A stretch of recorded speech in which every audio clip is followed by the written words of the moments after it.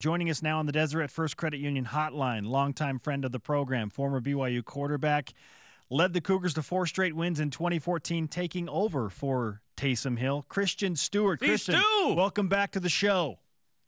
Hey, guys. Thanks for having me on. I want you to know that I am still the proud owner of a Christian Stewart T-shirt that right. Nate Austin and your roommates made up in 2014. That's right. Do you still have those, Christian? So my wife actually was wearing hers 2 nights ago, and she said, I've got to find one. So we're expecting a baby, and she wants to find one for our child to wear as well. Very cool. First of all, congratulations on the approach of a new baby. Is it a boy or a girl? It's a girl. Fantastic. Okay, yeah, just make sure that the C Stew T-shirt is made into a swaddling blanket, right? Is that what we're going for? Yeah, exactly. Okay. Exactly. On the topic of BYU football, because you lived it, you did it as a backup quarterback, what is it like to battle for that position with a bunch of other guys that you are supposedly friends with, but you all want that number 1 position? It's a good question, and it's a very unique situation to be in. I'll say at BYU, I never truly competed for the starting job, just given that when I was there, you know, you had Max Hall my freshman year, and then when I was back from my mission, you had Jake Heaps, and then when I was back from Snow College, you had Taysom, who kind of was a clear-cut favorite. But I was definitely battling for the backup position, and then when I was at Snow College, I battled for the starting spot. And it's weird because you're in the QB room with these guys. You have to act like your buddy, but when you're out on the field, man, you freaking hate those guys, and you're going against them, and you want to beat them in everything that you do. So it's a fine line, but honestly, it brings out the best in any quarterback, and I'm excited that BYU truly has a QB competition this year because I think it can only help the program. Now, it's interesting because I remember a spring after John Beck where Brendan Gaskins, Cade Cooper, and Max Hall competed for the starting spot. Max was named the starter after spring. Cade Cooper transferred. Brendan Gaskins stayed. He was the backup. In this situation, we don't know who the guy is yet with, under like 3 months to go for BYU at Arizona. What's the dynamic like, in your opinion, of when you have to figure that out in fall camp? There's only 4 weeks to figure that out in practice officially. Yeah, so football, it's a numbers game, and it's all about getting the reps. And I'd say BYU has to identify their 2 leading horses within the first week of camp and pick them and go with them and let them battle it out, because splitting reps between 4 and 5 guys will only be detrimental to everybody on the team. So I'd say, you've got to find your guy, and you've got to go with at least 2, or at a maximum 2 guys. Otherwise, you're spreading yourself too thin, and nobody can really progress to the point that you need them to be. Okay, in 2014, if I recall, in fall camp, Taysom Hill got a lot of the reps. He's the guy after a stellar sophomore year.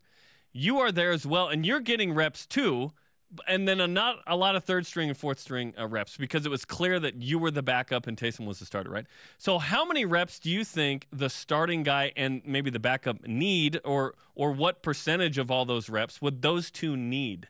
Like, are you giving 3, 4, 5 hardly any reps in this situation?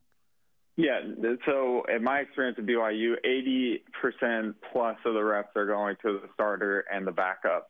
Spring ball is where you're supposed to get everybody reps and try everybody out, let them get kind of 1s, 2s type experience. But fall camp, it's short. You've got 3 weeks, if I remember right, to prepare for a game. And so there's not a lot of reps to go around, and you need at least 80% going to the 1 and 2. How many reps did you need to feel comfortable once you took over for Taysom Hill? Yeah, I would have loved the 1s reps during fall camp, and I'd say that's the downfall to not having a true QB competition, is because I never got what I love about the QB competition. What I experienced at Snow College when I was battling for the starting spot is every rep, even if it's in practice or in the spring game or the blue and white game, it's a game rep because you are battling for your life and battling for that number 1 spot. when you're a backup QB and you're coming in to, give Taysom a breather, or you're coming in to take the second team reps, it's so much different. The speed of the game is different. And so you could tell. You watch my first game, I come in against Utah State, and of course there's, jitters. I've never really played in a game before where I actually have a meaningful role and get a pass in a D1 game. Yeah, by the way, your team's ranked 18th and you're undefeated and you're losing at home. Yeah, exactly. Not a great place to be in, but yeah, I came out and it just took a while to get comfortable with my receivers. I was overthrowing guys, but then you could see the next week when I came in against UCF, felt like I had a good performance, and that 1 week of rest with the first team, I felt like got me in sync with them. But I never had those rests before, so it took a while. And you said week. You mean 2 days. Like, that was the Thursday game in Florida, so you had Monday, Tuesday. That's all it took. So that's interesting to me. Okay, will fall camp be enough time to really know who the guy is? Because, in my opinion, it might be a few games before we know who the guy is.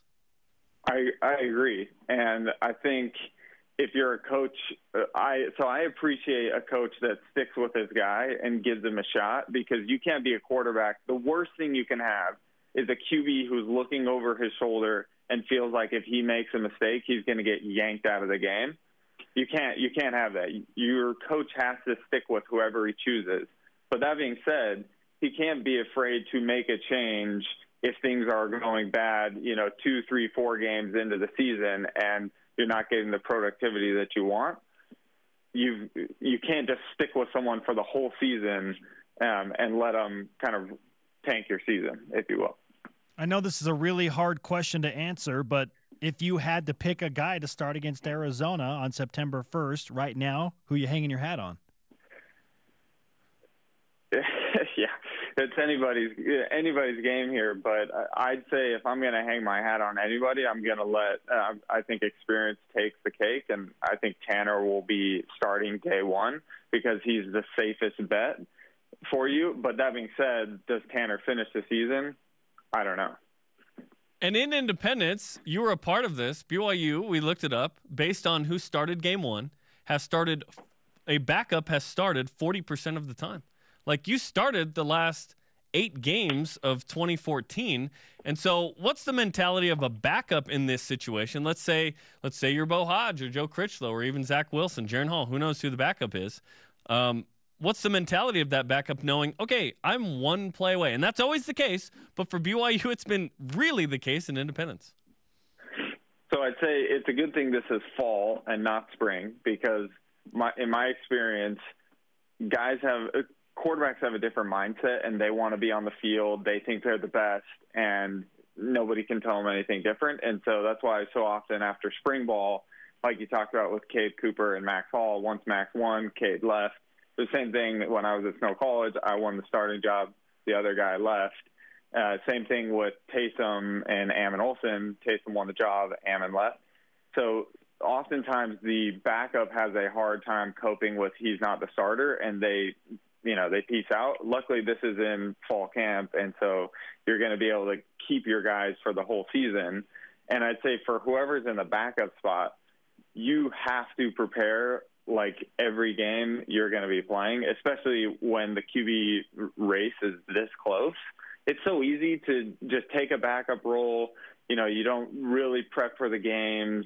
You don't study as much film because you're not going to be the one, in the game. You can't do that in this scenario. You've got to be ready to go in at any moment. How many scholarship quarterbacks does BYU really need?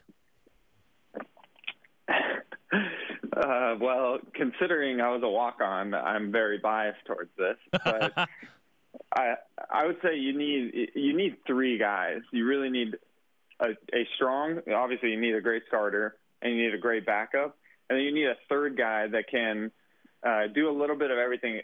I think when I was searching my junior year, I ran a lot of the scout team to help get them ready for games, which kept me in game shape and actually helped me win the backup spot over Ammon. And the third or the fourth and fifth guys, I mean, I really don't think that you need 5 guys on scholarship. Those are usually walk-on guys that are kind of doing a little bit of everything on scout team and taking some of the reps, or will run option QB for when you play Air Force or Navy and things like that. Former BYU quarterback Christian Stewart with us on BYU Sports Nation. He beat Jared Goff head-to-head. Just throwing that out there. Yeah, don't forget that at one. Cal to close out the regular season in 2014. Christian, what do you think about the BYU schedule this season with 5 very difficult road games ahead, only 1 Power 5 at home? Yeah, well, I like this. I like the schedule this season more than I have in years past, given that we've spread out some of our harder games. They're not completely front-loaded, which I think in the past we've been on the road early in the season, which I guess here we somewhat are. But yeah, we've got some good games on the schedule, man. I remember playing at Wisconsin my junior year, and that was I tell people when they ask, where was your favorite place that you played? I loved playing at Wisconsin. Best college football atmosphere that I've been a part of. But it's a tough place to play. A loud crowd, very hostile. They've got a massive team playing at UW. They've obviously been really good the last couple of years. Finishing the year with Utah, I'm stoked about that. It's about time that we finally bring back the rivalry to end of the season. Yeah, it's nice. And let's finish with this. Are you showing Fred Warner around the Bay Area since you live close? Yeah. You know what? I'm a bad teammate because I've thought multiple times I need to reach out to Fred and have him over for dinner and yeah, just connect with him. And I haven't since he's moved out here. Hey, you have time. It's not too late. Yeah, do it, Christian. Christian, will you reach out to Fred Warner and invite him to dinner? Is that your missionary commitment to me? This guy worked at the MTC, man. He's all over it. I can't give you – no, just kidding. I will commit. Awesome. Love it. Love it. Christian, it's great to catch up with you, man. Always insightful into what it's like to be a quarterback. And, I mean, you had a very unique experience, so thanks for taking some time with us. Yeah, thanks for having me on, guys. Christian Stewart on the Deseret First Credit Union Hotline. Deseret First, your values, your timeline, your financial future.